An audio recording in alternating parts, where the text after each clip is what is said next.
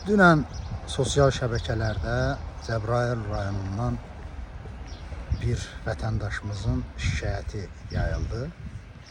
Bilmirəm, görübsünüzmü onu? Ona tikilən evin yanından video çəkmişdi. Videoda açıq-aşkar görünürdü ki, ev durduğu yerdə uçub tökülür. Yəni sement keyfiyyətsiz, tikinti keyfiyyətsiz. Bunu əyani şəkildə videola bu vətəndaşımız çəkib, göstərib, şikayətlənmişdi.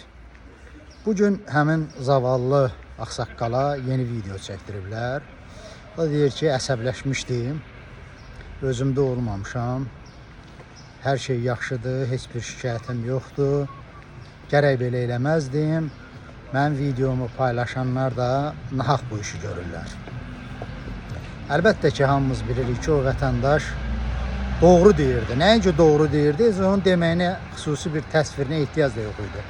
Çəkib göstərdiyi mənzərə işin necə keyfiyyətsiz, yarıtmaz olduğunu nümayiş elətdirirdi.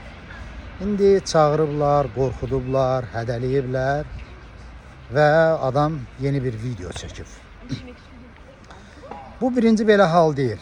Siz artıq son illərdə şahidsiniz ki, müxtəlif sahələr üzrə şikayət edən adamları çağırıb polislə, icra hakimiyyəti ilə qorxudurlar, şantaj eləyirlər və adamlar öz iradələrinə zid video çəkib nümayiş elətdirirlər. Bütün bunları biz bu şəkildə artıq qiymətləndirməliyik ki, Əliyev hakimiyyəti insanların hətta siyasətdən kənar mövzusunda şikayətini qəbul etmək istəmir.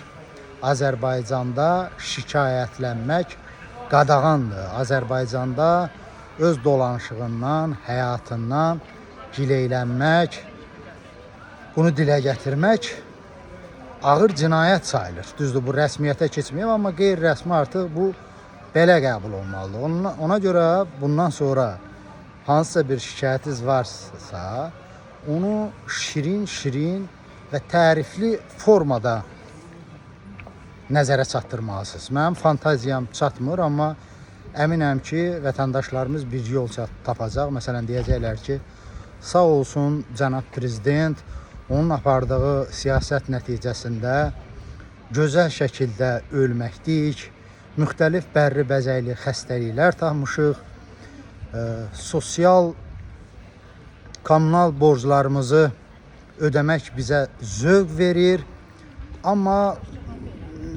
xırda bir çətinliklər yaranıb, bu çətinliklər də bizə zövq verir, ləzzət alırıq. Yəni bu şəkildə bərri bəzəkli formada çatdırmalıdır vətəndaşlar ki, onlar sonra incidilməsin.